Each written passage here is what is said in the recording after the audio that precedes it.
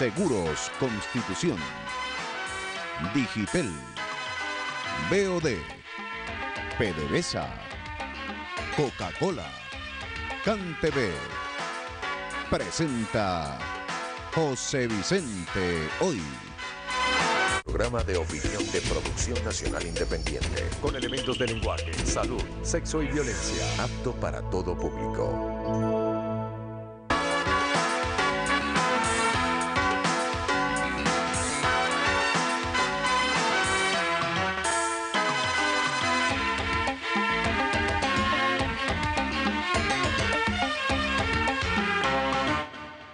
Estamos en Miraflores, en el despacho del presidente de la República.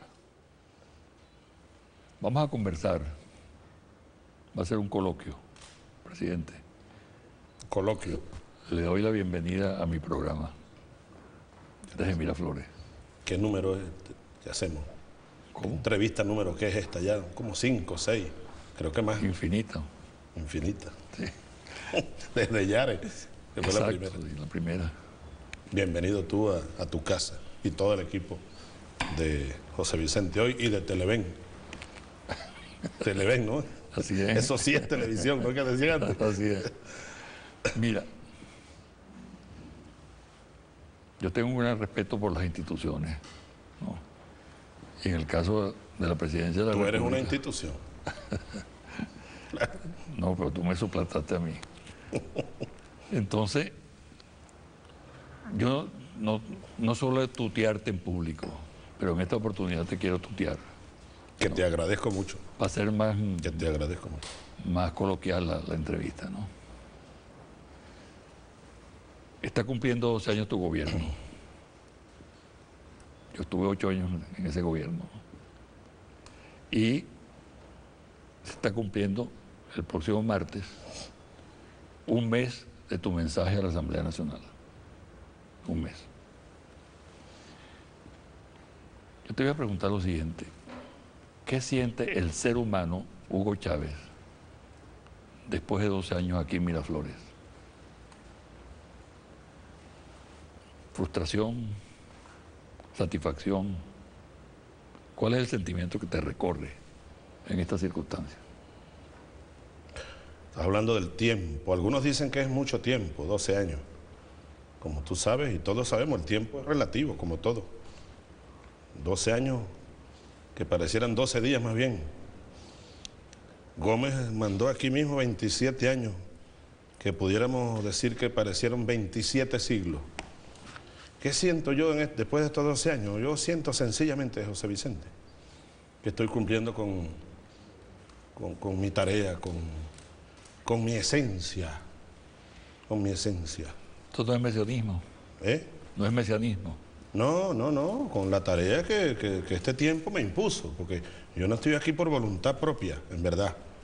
Estoy aquí, bueno, como producto de un huracán que, como decía Bolívar, me arrastró y me trajo. Yo trato de cumplir con mi tarea.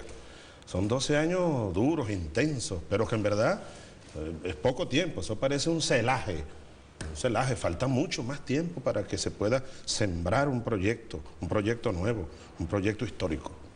Pero yo no siento ninguna frustración, no siento ninguna ansiedad. Heidegger, el ser y el tiempo. El ser y el tiempo. Yo tiendo más al esencialismo que al existencialismo a estas alturas de mi vida. Yo fui también presa de la angustia aquella heideggeriana de la muerte, de la vida y la muerte. Ya no, yo ya superé eso. Es decir, estoy en la esencia más que en la existencia. ¿Y cuál es la esencia?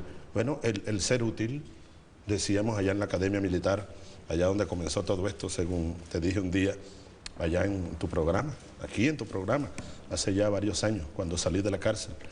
Me preguntaste, ¿cuándo comenzó todo esto? Y te respondí desde el alma, el 8 de agosto de 1971, ya van a ser 40 años. Te pregunto, ¿dónde va a terminar todo esto? ¿Dónde va a terminar? Te pregunté, ¿dónde comenzó? Tú me dijiste. ¿En qué va a terminar ahora? Va a terminar, no está escrito, por supuesto, dónde va a terminar, pero yo sí te puedo decir desde el mismo punto de vista de la filosofía esencialista, va a terminar, va a continuar, no va a terminar, más bien, no va a terminar. Aquí no hay un fin. Dice Mesaros en El desafío y la carga del tiempo histórico, que el gran desafío del tiempo de hoy es cómo hacer engranar, déjame ver cómo te lo digo, el tiempo limitado de la existencia humana corporal con el tiempo ilimitado de la historia. Entonces esto no tiene fin, es un tiempo ilimitado, es un horizonte ilimitado lo que aquí se abrió. Venezuela tenía fin, estaba en una tumba, ahora se abrió un horizonte. Sin embargo, en el tránsito por este nuevo horizonte, cada día habrá más patria. Si me preguntas más bien hacia dónde vamos, hacia la patria, decía Borges, la patria perenne, la patria perpetua más bien decía Jorge Luis Borges. Sin embargo, hay algunas cosas que mueven a la reflexión.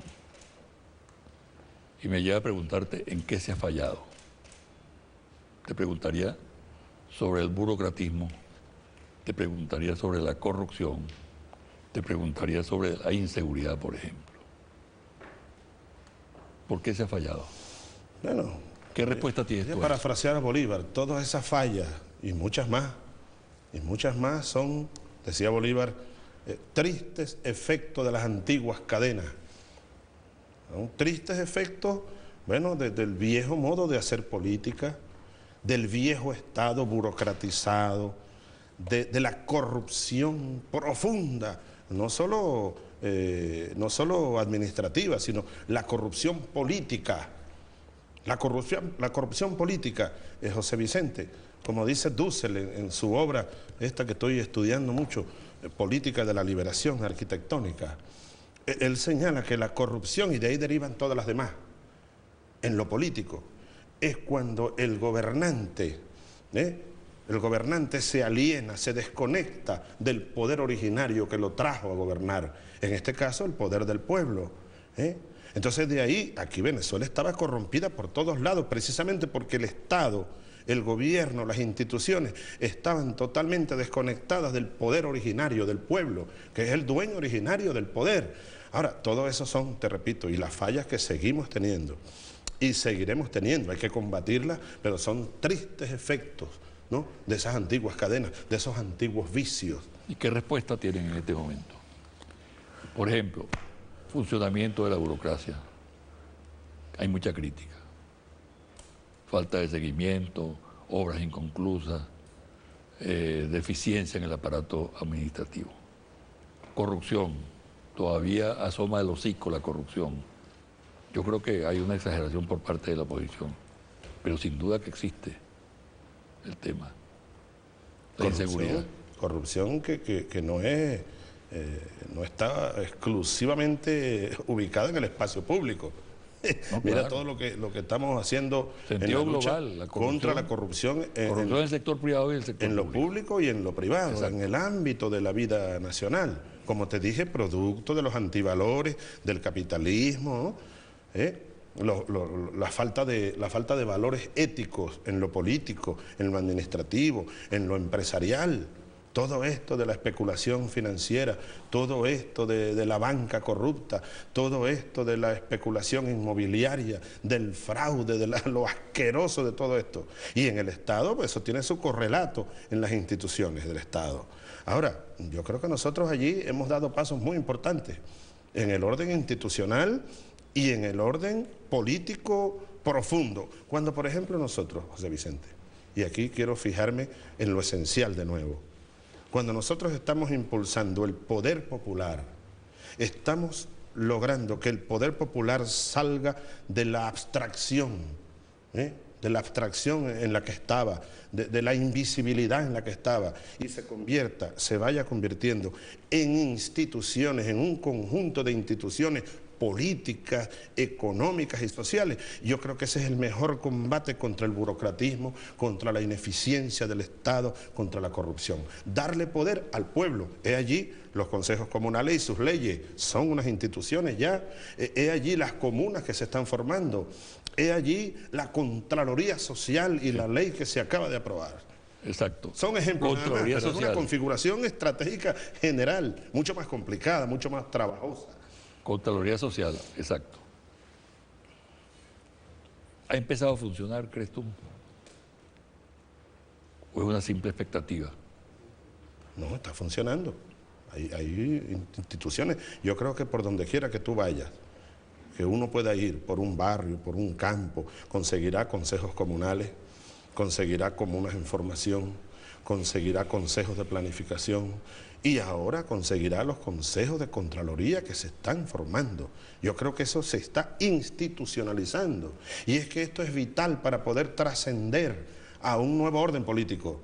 Es decir, la acción estratégica de lo político debe transformar las viejas instituciones y crear nuevas. Otra vez Bolívar, cuando decía en alguno de sus grandes discursos, hay que demoler el viejo edificio y sobre sus ruinas vamos a crear un código nuevo, unas nuevas instituciones, unas leyes eminentemente venezolanas. Eso fue en Angostura. Te pregunto, ¿no hay mucho de voluntarismo en eso que tú expones? Es decir, tú deseas que sea así. Se está realizando, está marchando, tú lo percibes que está marchando. Vuelvo a la filosofía. Bueno. Ya que me dijiste que era un coloquio, he estado estudiando mucho estas cosas, ¿sabes? Para entenderme, tratar de entender mejor. Bueno, la voluntad, tú hablas de voluntarismo y yo me recojo más bien a la voluntad, como código, como categoría. Hegel decía y lo planteaba, Kant igual. Es decir, la política, la filosofía política tiene su esencia en el poder político. Y el poder político su esencia en la vida. Y la voluntad no es más que el querer ser, el querer vivir. Así que sin voluntad no habría pero ninguna posibilidad de cambio. Ahora, la voluntad se convierte en la esencia del poder. Hay gente que dice, y hay un dicho por allí, querer es poder. Yo incluso lo repetía mucho. Querer es poder, pero realmente no es así. Hay mucha gente que quiere y no puede. Poner en marcha el querer vivir es poner en marcha la voluntad de vivir. Pero más allá está el poder verdaderamente. Cuando la gente tiene poder, cuando el pueblo tiene poder, hay que decirlo así, José Vicente, es porque puede poner las condiciones, puede disponer de los recursos necesarios para vivir cada día mejor. De ese punto de vista es necesaria una gran voluntad. Y en este caso no es mía nada más, una voluntad individual que podría. Yo sí creo que hay aquí, está desatada una gran voluntad colectiva. De ahí al voluntarismo, bueno, pudiera confundirse de vez en cuando con el voluntarismo, pero más que todo creo que es una conciencia de un camino necesario para crear un nuevo poder nacional, un nuevo orden político nacional. Eso requiere mucha voluntad. Vamos a hacer una pausa y al regresar hablemos del mensaje del 15 de enero. De la Asamblea. De la Asamblea. Correcto. Claro.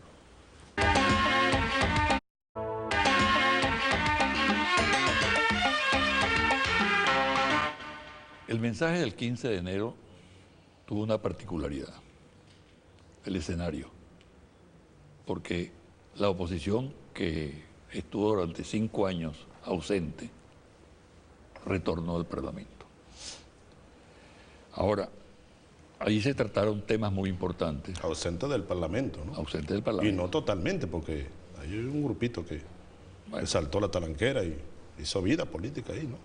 Sí. Pero bueno, es cierto tu planteamiento, volvieron, ¿no? Volvieron, sí. Bueno, ahí se trataron temas muy importantes en tu mensaje. Yo focalizo principalmente en el tema del petróleo, salud y educación. Y hay otra parte de ese mensaje a la cual me voy a referir más adelante. Petróleo. Fíjate que esos 3 temas, ¿no?, nos permiten como colocarnos en perspectiva. Siempre es bueno colocarse en perspectiva. Decía el presidente Obama en Trinidad y Tobago, no vengo a hablar del pasado sino del futuro. Es lo mismo que dicen algunos voceros, casi todos, los de la oposición. No quieren hablar del pasado. No, la historia, esto es para la academia, o huele a naftalina, etcétera. No, hay que ponerse en perspectiva histórica. Generalmente ocurre eso porque le temen al pasado, ¿no? Le temen al pasado, le temen a la historia. Alguien dijo que la historia es subversiva, le temen a la verdad, le temen a la verdad. pero andan desconectados, por tanto, de la realidad, de la razón. Ahora, José Vicente, en 12 años, comparemos, pues tú fuiste mi primer canciller de la revolución, pues, más que mío, ¿no? Del pueblo, del país. Y tú recuerdas, Venezuela era una colonia petrolera. Y eso no obedecía a acontecimientos recientes de los años 80, los años 90. No, ahí lo que hizo fue, sobre todo en los finales de los 80, cuando cae la Unión Soviética, entonces el imperialismo yanqui se afianza, ¿no? Y acelera los mecanismos imperiales. Ahora, ese fenómeno, Venezuela como colonia petrolera, tenía en nuestro país, tenía como existencia nacional, como realidad denigrante de lo que es el ser nacional, casi un siglo, desde la noche en que por esa misma puerta que está ahí, creo que fue por una puerta que está detrás de la esquina caliente allá, yo conseguí una puerta secreta ahí, creo que era la puerta verdadera de este cuarto. Por ahí entró una noche Juan Vicente Gómez, el presidente Castro en Europa, como tú sabes. Ya ¿dónde estabas tú? ¿Estudiando ya? En primaria. Estaba por entrar en primaria. Bueno, 1908. Era diciembre, estaba Pacheco aquí seguramente. El frío de diciembre, bueno, la Navidad que venía, y viene Gómez cobardemente, pero en alianza con la embajada yanqui, con la cual Castro, Cipriano, había roto relaciones, tú sabes, también con Europa, por defender la dignidad nacional y la revolución restauradora. Entonces Gómez tumba a su compadre, lo apuñalea cobardemente, en ausencia, porque tú sabes que Castro era hombre de batalla y de pelea. Y luego a los pocos días, Gómez recibió en esta calle que está aquí y le hizo honores a un oscuro teniente coronel de los marines que comandó a las tropas que llegaron a La Guaira y a Caracas, y le hizo honores militares. Y a los pocos meses firmó las concesiones petroleras por 50 años y le entregó el país a los yanquis. Entonces, oye, nosotros en apenas 12 años hemos roto lo que aquí se cristalizó, se consolidó durante casi un siglo. Éramos colonia petrolera. Hoy tenemos el petróleo en poder de los venezolanos y para beneficio de los venezolanos. Eso ya valdría, bueno, un reconocimiento gigantesco, no a mí, a la revolución bolivariana. Hemos liberado al país.